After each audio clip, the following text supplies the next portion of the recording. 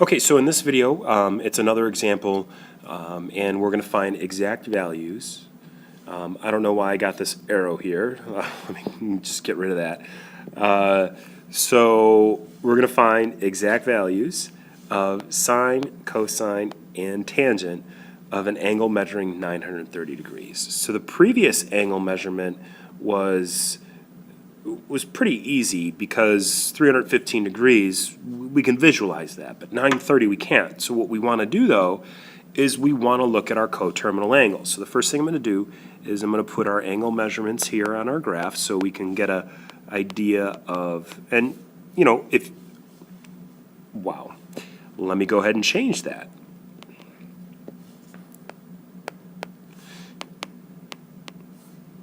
Now, if you have a good solid idea, the quadrants, and I can't believe I did this one. This is 0. That's why I did that. So, okay, so now we're correct here.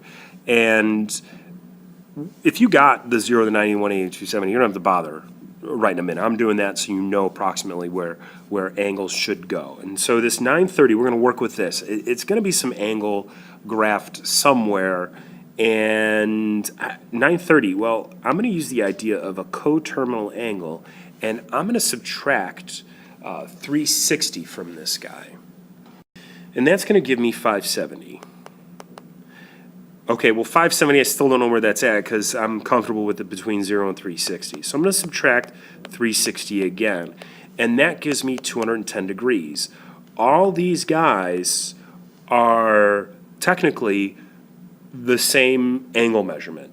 Okay, even though they're different angles, they all stop at the same spot. So we can solve them. They're going to have the same values.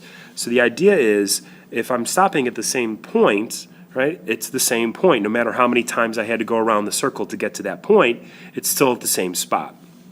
So 210 degrees, that's in our third quadrant. And here's what we're going to start doing. In the previous example, what I did is I did the rotation, did my point, and then created that triangle. Well, with all of these examples, we're going to be drawing a triangle anyway. So what this angle measurement tells me is that I need an angle in the third quadrant, okay?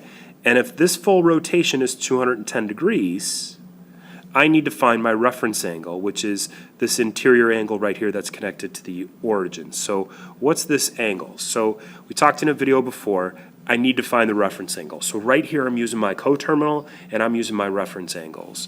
Okay, so now I'm going to go ahead and shrink this a little bit. How do I find my reference angle? Well, my reference angle in this third quadrant, because I'm in the third quadrant, I take the angle that's given to me and I subtract 180. So my reference angle is equal to 30 degrees. And if you mentally know that that's 30 degrees, of course, just do the math in your head. So if that's 30 degrees, that makes this 60. And so I'm going to fill in, because it's a 30, 60, 90, I'm going to fill in my sides for the triangle. 30, 60, 90 is one of our special triangles, and I know what my side lengths are. So don't forget, the side opposite the 30 is always 1, and the side opposite the 60 is always √3. The very last detail I need to make sure I add in is the fact that because I'm in the third quadrant, both x and y are negative. Okay? And so now I want to find sine. Sine of the triangle, so it's technically sine of this 30-degree angle. So, but the angle that we're really working with is 930 degrees. They are going to have the same values. And so I can just generically say sine of the angle, and notice I'm just putting theta there, is going to equal opposite over hypotenuse.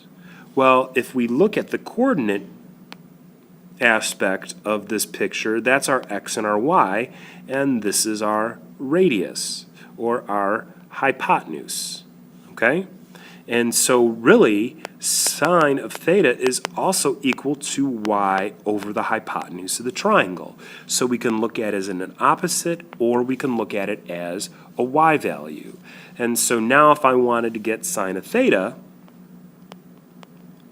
I have -1/2, and there's my sine value.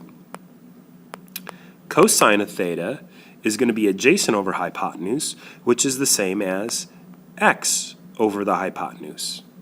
And so that means cosine of theta is going to equal negative root 3 over 2. Shrink it a little bit more, and we'll go ahead and find tangent. And tangent of theta is going to be opposite over adjacent, which is the same as y over x. So whether you look at it as opposite over adjacent or y over x, it's going to give you the same answer. I am going to tell you, though, it's important to start thinking about it in terms of a coordinate, because that is something that's going to make life easier down the road. And tangent of theta, then, is going to equal opposite over adjacent, which is a negative 1 over negative root 3, and I have to rationalize it. So which means I have to multiply it by the root 3 over root 3. And that's going to give me root 3 over 3 is my value. And that's how I can find my trig values given some angle that's greater than 360. We've got to use our coterminal angles, then work with your reference angle, use our triangle, and then find our trig values.